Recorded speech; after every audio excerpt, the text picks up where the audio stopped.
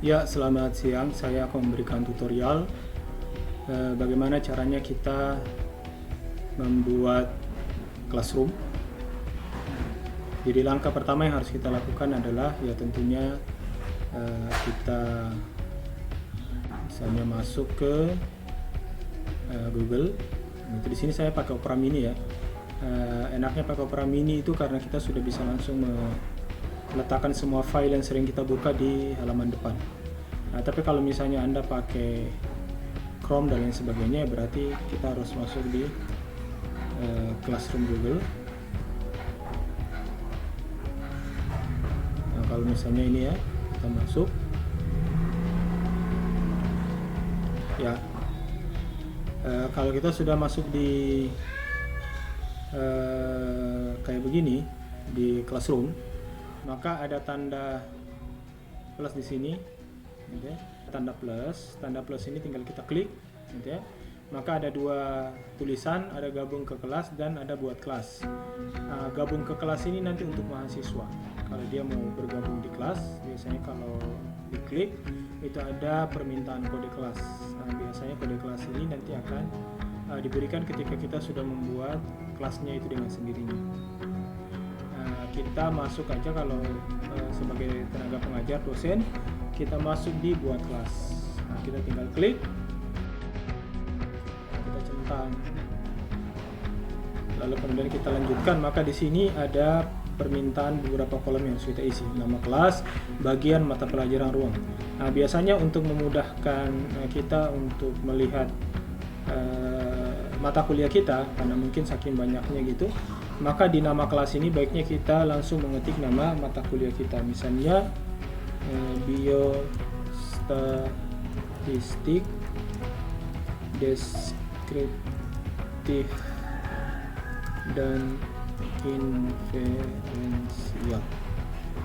Oke, kemudian kita tinggal lihat ini di prodi apa, itu misalnya ini kesehatan masyarakat. Ruangnya kalau memang kita tahu ruang kelasnya kelas apa, bisa kita tambahkan. Bagian ini bisa kita abaikan saja. Kemudian kita klik buat. Kalau kita ingin mengedit sesuatu di bagian tampilan ini, maka kita tinggal klik bagian ini. Kemudian ada hal-hal mungkin yang ingin kita rubah, kita rubah. Ini ada detail kelasnya. Kemudian ada umum.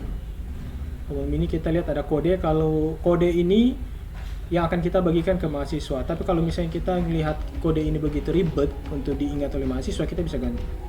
Nah, misalnya kalau misalnya Anda tekan mau ganti kodenya, tinggal setel ulang. Maka dengan sendirinya kode itu akan terganti. Di forum ini kita gunakan untuk tempat berkomunikasi dengan mahasiswa. Tinggal seperti apa yang kita inginkan.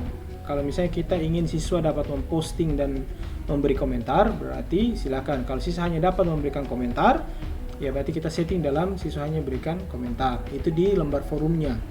Kalau misalnya hanya pengajar dapat memposting atau memberikan komentar, ya berarti kita setting sendiri. Itu biasanya kalau saya masuk di siswa hanya dapat memberikan komentar dan tidak bisa mempostingkan apapun.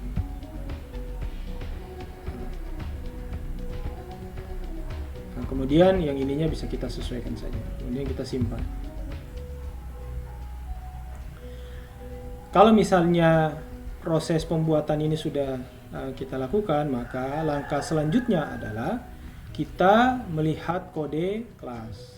Nah, kode kelas ini, Bapak Ibu dosen sekalian, yang akan kita bagikan kepada mahasiswa. Misalnya kita salin gitu, kita bagi ke WA group mahasiswa untuk dimasukkan ke dalam classroom ketika mereka ingin bergabung dengan mata kuliah yang sudah kita buat. Jadi bagaimana caranya kita bisa tahu bahwa mahasiswa itu sudah bergabung dengan kita? Kita bisa lihat dari kolom anggota. Ya, kita tinggal klik kolom anggota saja, nanti di sini ada nama mahasiswanya. Nah, misalnya contoh mata kuliah yang saya sudah punya anggota, nanti seperti statistik misalnya. Di sini saya bisa lihat anggota saya ada atau tidak. Ini anggota saya, ini mahasiswa yang sudah bergabung dengan kelas statistik. Nah, kemudian supaya memudahkan kita nantinya dalam proses memberikan penilaian, maka tidak boleh ada yang kayak begini nih. Nama-nama kayak begini, Kaciper, Channel X, gitu ya, Maulani 29, gitu. Harus menggunakan nama yang sesuai dengan absen. Nah, makanya ini kita harus menginformasikan kepada mahasiswa agar mereka menulis nama akun mereka sesuai dengan nama absen. Misalnya kita akan memberikan pemberitahuan kepada seluruh mahasiswa yang telah tergabung dalam kelas statistik agar merubah nama akun emailnya dengan nama yang sesuai dengan absensi mahasiswa. Kemudian kita posting. Nah, maka postingan itu akan terbaca oleh mahasiswa yang sudah bergabung dengan kelas kita. Memang kelemahan dari Google Classroom ini adalah kita tidak bisa mengetahui berapa banyak mahasiswa yang lagi on. Itu aja kelemahannya. Nah, berbeda dengan fasilitas-fasilitas yang lainnya, kita bisa tahu mana yang on atau mana yang tidak on. Nah, itu penjelasan singkat berkaitan dengan bagaimana caranya kita membuat classroom.